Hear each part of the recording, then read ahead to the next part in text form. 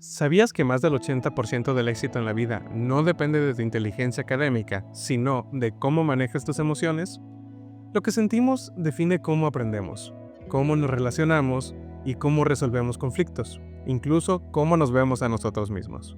Hoy vamos a hablar de eso que no aparece en los exámenes, pero créanme, marca la diferencia en la vida: la inteligencia emocional.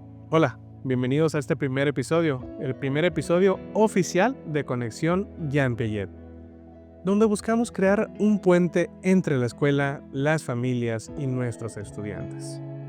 Mucho gusto, yo soy Dagoberto Castro Montoya, subdirector de secundaria, y estoy emocionado de estar aquí el día de hoy con ustedes, abriendo este nuevo espacio de conversación y reflexión.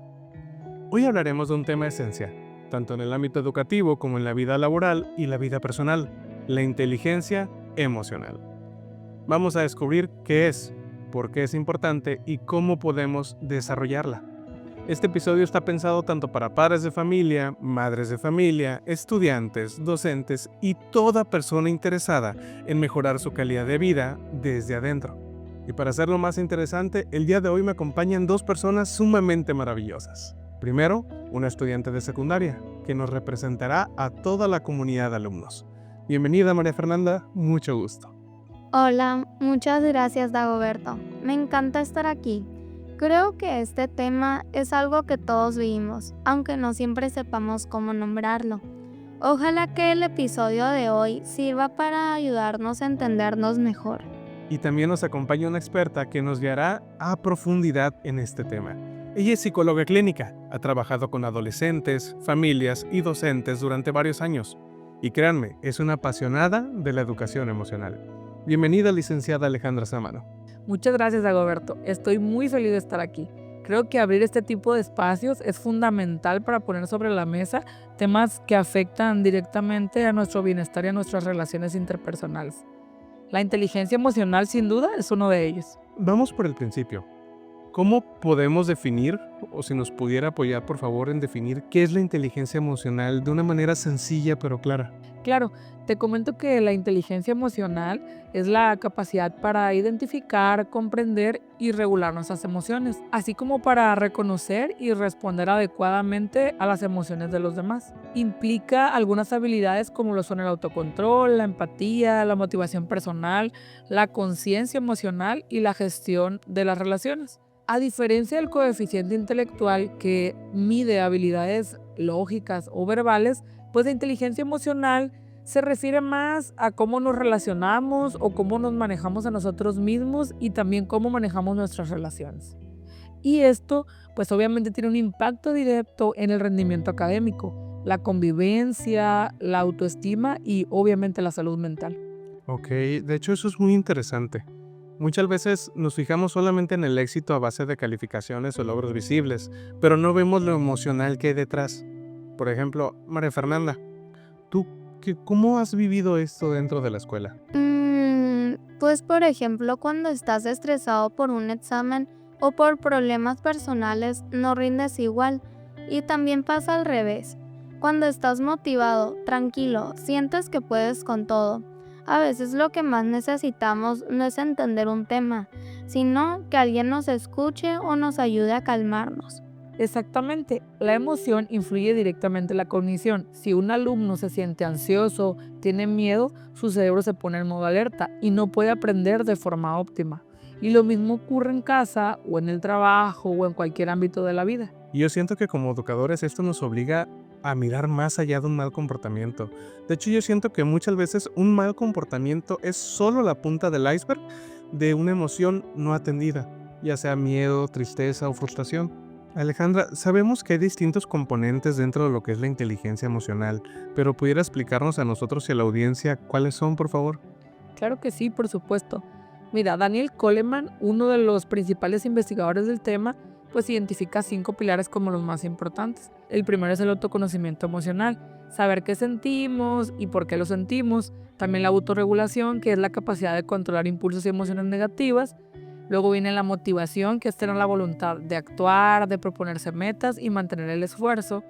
También la empatía, que es comprender cómo se sienten los demás. Y por último, las habilidades sociales, que habla de establecer relaciones sanas, resolver conflictos y colaborar. Justamente cuando un estudiante reconoce que está frustrado y decide respirar en vez de gritar, está usando la autorregulación. Cuando una mamá nota que su hijo está muy irritable porque tuvo un muy mal día en la escuela y en lugar de regañarlo lo acompaña, está practicando la empatía. Eso pasa un montón. A veces no sabemos ni por qué estamos molestos y solo necesitamos tiempo para entenderlo. De hecho, como docentes o padres a veces queremos resolver las cosas rápido, pero realmente no nos estamos deteniendo a observar qué es lo que realmente pasa detrás. Pues ahí está la clave, detenernos, hacer pausas, preguntar con genuino interés, pues qué está pasando, cómo te sientes sin juzgar. María Fernanda, tú que estás en contacto con muchísimos de tus compañeros, ¿cómo viven la inteligencia emocional, ya sea en el ambiente escolar o en su vida personal? Muchísimo. Por ejemplo, cuando alguien se burla o hay conflictos, cuando alguien no quiere participar. Todo tiene que ver con emociones. Y también cuando nos apoyamos entre nosotros, cuando un maestro nos escucha o cuando un amigo se da cuenta de que estás mal y te acompaña. Lo emocional está en todo, aunque no siempre lo notemos. Exactamente, un ambiente emocionalmente sano favorece el aprendizaje. Por eso, crear climas escolares en los que exista el respeto, la empatía y la seguridad emocional es tan importante como enseñar matemáticas o historia. Y eso es tan importante. De hecho, eso implica que todos somos responsables. Alumnos, maestros, personal administrativo, padres de familia, todos estamos modelando cómo se manejan las emociones. Sí, un docente que grita, un papá que humilla, un alumno que agrede, todos están transmitiendo un mensaje emocional. La buena noticia es que también podemos modelar lo positivo, la paciencia, la escucha y el respeto. Pasemos a lo práctico, Alejandra. ¿Qué herramientas concretas nos recomienda para trabajar la inteligencia emocional en casa? O igual aquí en el ambiente escolar. Muy bien, mira, con gusto te voy a recomendar algunas de las que más me gustan a mí personalmente y considero relevantes. Lo primero puede ser hacer un diario emocional, animar a las niñas, niños y adolescentes a que escriban cómo se sienten, qué los hizo sentir así y cómo reaccionaron. También enseñarles técnicas de respiración, que aprendan a exhalar e inhalar y a respirar profundo. Esto ayuda a calmar el sistema nervioso. La otra sería la rueda de las emociones. Es una herramienta visual con emociones que pueden elegir ellos cómo se sienten o cuáles son las que más se sienten identificados. La 4 es trabajar el tema del juego de roles, porque eso nos ayuda a conocer sobre la empatía. Y por último, las preguntas reflexivas, que estas implican preguntar cómo te sentiste, qué haré diferente la próxima vez, por qué lo hice, por qué reaccioné así. A mí me gustaría que hubiera más actividades así en clase.